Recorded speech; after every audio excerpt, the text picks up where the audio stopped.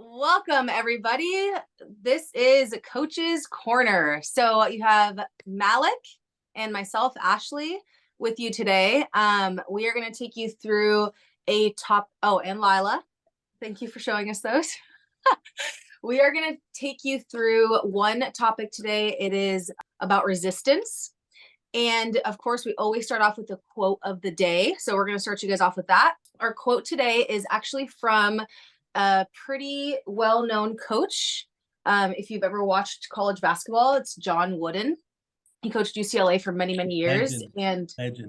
Legend for real. Very looked up to man and coach, but just really great human. And if you heard any like interviews speaking with like Kareem Abdul-Jabbar, anyone that was like coached by John Wooden, he was like a father to these people, to these kids that he was coaching, to these men, and he really made them into like really amazing men. He was just an overall like great human. We were UCLA fans growing up, so we watched him a lot, and my dad loved him, and my dad always had quotes from him. So this is one of his quotes, and I really love this one. So it says, "Things work out best for those who make the best of how things work out." What do you think, Malik? I never knew you were a UCLA fan. Yep, always. Didn't know that. A big Cal guy. For me, especially at the end when it says how you can, make best of, what happened. Of how things work out. Yeah. It reminds me kind of like take it how it is and then do your best with what you got. So I love that. I think it's a good mindset quote. What did you get from it? I just feel like it's just like packed. Like that quote is just like so packed with good stuff. So if you think about what he's saying, and if you like even just thinking about him as like a coach and teaching these young people how to be men, going through like losses with coaching as far as like games and stuff.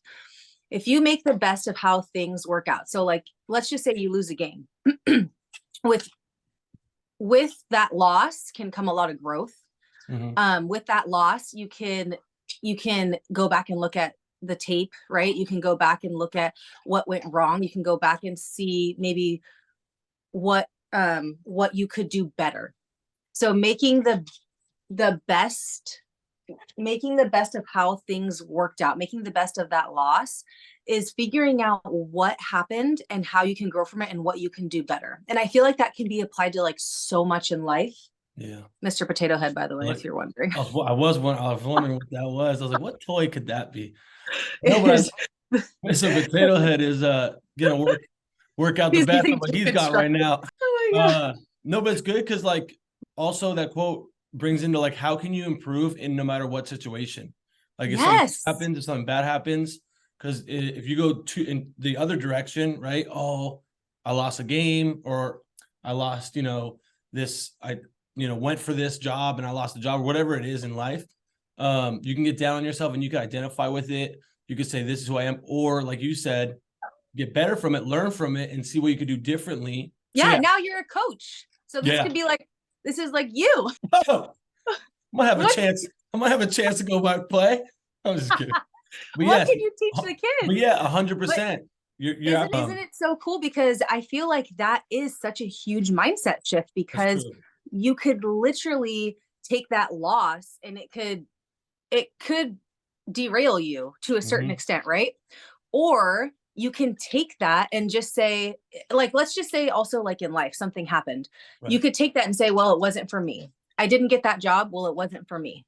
Right. It wasn't for me because there's something I could learn from not getting that job. There's something that I could take from it, from not getting that job, or it wasn't the right fit. Whatever it was, it just wasn't for you. And there's something on the other side that's going to come from it, right? There's something either better that you're going to get as far as like a job, or there's going to be another win in the football season that's going to be even bigger and better. It gets you to to the next step, right? To going towards championships and all that stuff. Like, I feel it's just something that could create a lot of winners. It could create a lot of people who don't take losses, who don't take failure, who don't let that power and overcome them, right? Yeah. No, 100%. And I like how you said there's something better on the other side, when you can figure that out, because we were talking a little bit before this about resistance, and I think it kind of like segues perfectly into, so we're talking about like, do you ever feel, I remember like right before we started recording this, do you ever feel like when you're trying to do something, it's like hard to do that thing? We were talking about recording this, but it could be anything like dishes or folding your laundry. I know a lot of people have a hard time folding their laundry, just like things like that, cleaning up like little things around your house, messaging that person you've needed to email or message for a long time. So talking about that resistance now, and I remember you saying that when you pass that resistance, it's teaching us something. That resistance is teaching us something. I think you have to be aware of it first. I think if you're not aware of it, you just think you're a victim and like the world's coming at you. But in reality, it's a test saying, oh, okay, you didn't maybe not get what you want now.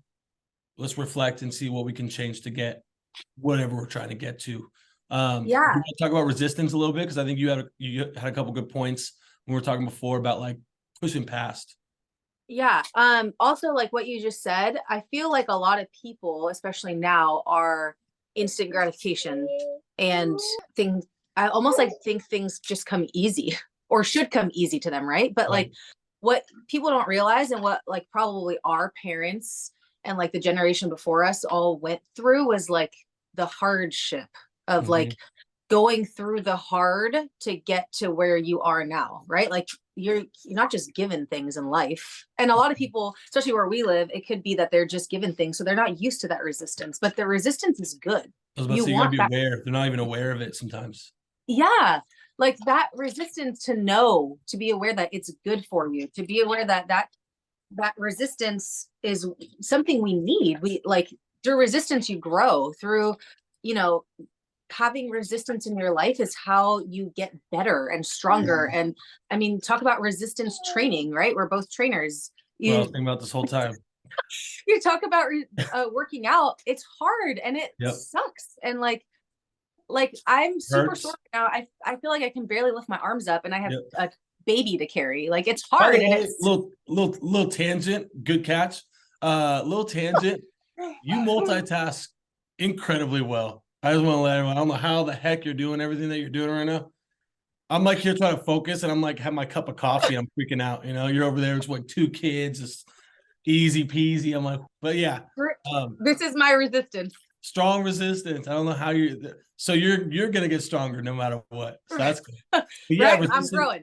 Yeah, but resistance training, I was thinking that same thing, like going into the gym, if you're trying to get big, especially for the guys that I coach, and they're all trying to get strong or get stronger, get bigger. A lot of the smaller guys trying to get bigger. You have to go through a lot of pain and resistance in order to get that achievement. So whether that's in life, physically you can see it, right? Am I getting bigger? Am I getting stronger? But emotionally you can't see it. You can feel it though. So I feel like a lot of people maybe need to get, as myself included, more aware about the feelings and feel the resistance and feel these different things, because we're so used to training and seeing everything. There's mirrors, there's muscles, there's body fat percentage. Then when you take it to the emotional side or the mental side, you can't see it. So how do you feel that we can, how do you feel, Ashley, that we can be aware of it or like point it out? And then how do we, become aware of it? And then how do we know what the next steps are? Yeah, I think that's a really, that's a super good question. So like with resistance training or with working out, you can see it, right? Yeah. Think about how we have to pair working out with also eating well. Sometimes when you're like eating well and you change your diet, you don't right away see the benefits. You don't right away see that you're losing the weight, but you can feel that you're less bloated. You feel a little lighter. You feel like your joints hurt less. You feel like a little bit less like clouded. You feel your pants fitting you differently, but you don't see the weight that came off, right? Have you had people say that? They're like, you know what? Oh yeah. My shirt fits differently, or my pants fit better. Yeah. Yes. Forget the scale, right? Like I've told many people like that, like forget the scale. Don't even think about the scale, because how do your clothes fit? Right. So maybe they don't see the number change. And like, that's like a whole different story because of muscle and fat, right? But maybe they don't see the number change, but then their clothes feel different. And you're like, okay, well, you can feel the difference, right? Like you can feel it, but you might not be able to see it. So I think that with resistance, so like this morning, if you were feeling that resistance and you were like, you know what, today I think I need a break from the podcast. I don't think I want to record today. I always want to record, but you know how it goes. Just making stuff. So let's just say that was the resistance and you recognized it. So you were like, oh man, like I don't really want to record today. That happens so much with working out. Dude, I don't want to go work out. Like I'm tired. It's raining outside. It's cold. Like honestly, it sucks to go work out when it's like this cold. During the summer, you're like, yeah, I'm going to be in a bikini. Like I'm going to go work out. I'm going to have my shirt off going to the beach. But like in the winter, you don't want to. No, this is bulking season, right? Oh, so I think that realizing that it hits you. So like there's a really good rule where you can like either count to 5 or go like 3, 2, 1, go. You realize that today I need to go work out, but today I also don't feel like working out. All right, 3, 2, 1, let that go. I'm going to just do it. Right. I feel like that's a really good start, because if you just eliminate that thought, if you just like 3, 2, 1, go, I just have to go work out, get changed. Let's do it. And don't just sit in it. Don't just sit in like, oh, I don't want to work out because of this, and that, and make all the excuses. Eventually that repetitive, that consistency where you like kick the thought, kick the resistance, kick the negativity, it just starts becoming this pattern of like, you are no longer gonna give into that, and you're just gonna keep going and keep pushing through. And then that negative thought turns into a positive one because you were like, all right, I'm done. I'm gonna go do it. I'm gonna go do the thing I don't want to do. Don't give it time. Yeah. You can't let it fester. I like that. Let it what? You can't let it fester, right? Like you can't just fester in it and sit in it and be like, oh, I got of fester. This is what I do on the daily, dude. I look up words like this. To wound of a wound or sore, become septic or separate. Of a negative feeling or problem, I'm assuming that's what we mean. Become worse or more intense, especially through long-term neglect or indifference. So basically like, you're just making it worse because you're thinking about it. You're just making it worse because you're thinking about it. You're sitting in it. Yeah. You can't sit in it. You have to 3, 2, 1, let it go. Can't be festering here. Okay, we learned we should make a shirt word today. We should make a shirt. This is no fester, no festering. That'll be that's the first Coach's Corner merch. No festering. Write that down. Yeah. Okay. So that's I feel like that's a good first step. No, I like that. There was Mommy. Okay. There's a second step I thought of and I wrote down because I was taking a cycling certification, and her name is Doris Hughes, I believe, and she was like our instructor person. So essentially, if you guys have ever taken a cycle class, you're sitting with the instructor and you're on a bike that's going nowhere, right? You're on a bike. Staying put. Sitting there. You are going nowhere. You're staying in one place and you're just pedaling your feet. So what she was saying was like, you guys as the instructor, and think about this as a coach too. You guys as the coach, as the instructor, if you had a bad day, no one cares.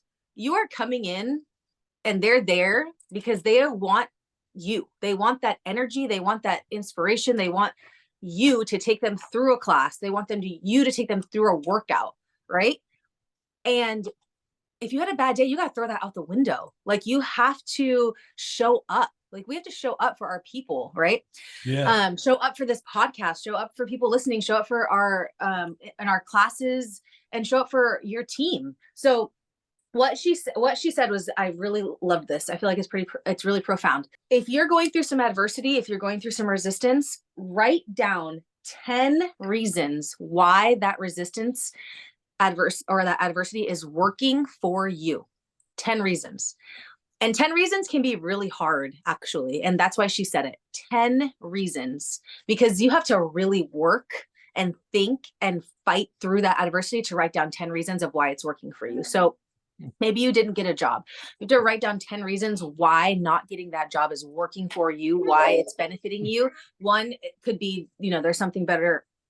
There's something out there that's better. It wasn't the right fit. It was, not my type of people. It was not going to give me enough growth. That's already like 5. Long commute.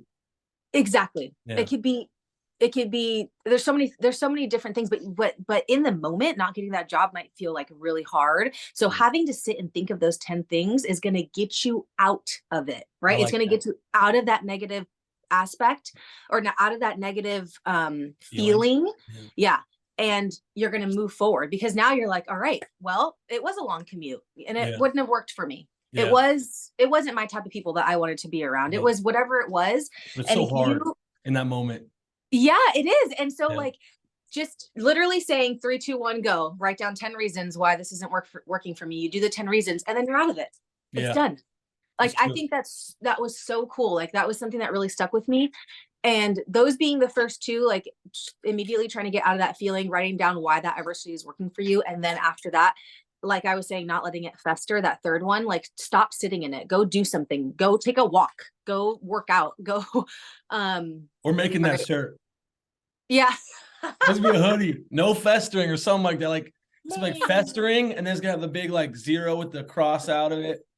Like, is it such an uncool word though? I don't even know what the word was until right now. I know. It's such a weird word. I like so I wrote down some notes when you were talking about like your steps and kick the thought. I like that because I heard on another podcast, like, and this is going into a whole nother podcast. I'm just gonna say it because I want to say it, but I don't want to go to a whole nother tangent. But like, it goes from like a thought, like a thought creates everything, whether it's good or bad. You're feeling good, you're feeling not good. And it goes from the thought, which is like above our brain, and it like plants into our brain. And then as we keep, like you said, festering in it, we keep soiling it or watering, festering, watering. Yes. The thought is, and it becomes reality. So it's like the thought is a seed that goes into the brain. The brain ends up like using our body to then make that reality. So that's why, like, when you say kick the thought, it's like, it's kind of like not out of sight, out of mind. It's not here, but out of mind, out of mind. Right. But it's hard to kick a thought because it's like in there, and especially when you don't think of an elephant. What are you thinking about right now? An elephant. So you got to like work on that. But as much as you can, I think distracting yourself in a workout is great. Getting out of it. Getting outside and breathing some fresh air. Yeah, that's huge. It's changing your environment, so it'll change what you're thinking about. And then you said think of others. Before that, I put think of a feeling. So like, when they say, "Oh, I regret that workout," said no one ever. So it's like me having the resistance of the show, or all these feelings of like the resistance. Oh, folding laundry is going to take a long time. I'm tired. Why don't we start thinking of the feeling we're going to feel after we do that thing? Oh, I'm going to do this podcast. I'm going to feel great. I got some content done. We're able to share some maybe some laughs with some other people. It's like the podcast after it is always great. The workout after it is always great. After you're done folding the laundry, you feel amazing. So maybe start thinking of like the feeling of how we're going to feel after we do that, rather than like how we're feeling right in this moment. And then the last one you said, I really liked how you said think of others. So I was listening to a pod yesterday, and it was talking about the more we think about, or if you just like talk to somebody and then you grab their words and you analyze them, the more they talk about themselves, they're either depressed or psychopath. Like, if it's just like it's an equal thing. And then the more they talk about others, and the more they kind of focus their attention on others, the more they feel a little more free, or they're a little bit more light. So thinking of not only the feeling afterwards, but thinking of others. So like, rather than, oh, I don't want to do this podcast, I'm tired, I have this to do today, I have this, thinking of like, who's going to watch it, thinking about the other people on the other side of the screen. So who can you serve? Who can you serve with this? Yeah. Or like when you're training, I don't want to go coach. Why don't you think about, Marilyn loves to see you. So, or like Remy loves to see us. So it's like thinking about him, thinking about her, wanting to go into coach, makes it a completely different energy than like, I have to go coach. It's like, no, I'm gonna go help, Rem Dog, Yeah. With that If fist you're bump seeing always. this comment, say what up. We need to tell him to watch this now. I love Oh my gosh. So the other thing that you just also said was thinking of that feeling afterwards, right? That's also that future or like long-term mindset that a lot of people don't think about because, or that they don't have. What they have is thinking in the moment. So they're not thinking of the future, and then they lose sight, right? They lose sight of what either their goal is or what they're trying for or what they're doing. So like if you're in that negative feeling in the moment and you haven't consistently been working out and you have not made that habit yet, then thinking in the long term is what's going to keep you going and also keep you doing that. Also, obviously creating that habit and that consistency is what keeps you going, because as soon as you fall off and you're consistent, you're like, oh, I need to get right back into my routine because this doesn't feel right. But thinking in the long term, like, you know, you feel tired, it's raining outside, I don't want to work out, but how am I going to feel after the workout? How will I even feel during the workout? Usually once you get there, you feel great. You're in the gym and you're like, all right, I feel good. And you're like ready to work out. You're ready to feel better. And then you almost immediately do because you're already there. Oh, hi, Bubba. Sorry. And then afterwards, or I'm sorry, during that time, if you think about, if you get that negative thought out, right, then you're like, okay, how am I going to feel after and in the future? What is this going to help me do? It's going to help me stay consistent. It's going to get me either the body that I want, or take my cholesterol down, or help with my, diabetes. I mean, there's so many benefits, right? So like, think of that benefit, think of that goal or that point where you want to get to, because if you keep that in mind, and that's another thing, I mean, I don't want to go on a tangent either, but we could talk about goal setting another time. But that's what keeps you going, is that having that goal so close, like so right in front of you, so close to you, keeping that goal visible and there and at the forefront of your mind is what is going to consistently keep you moving forward, which is another topic. But you created 2 merch shirts today.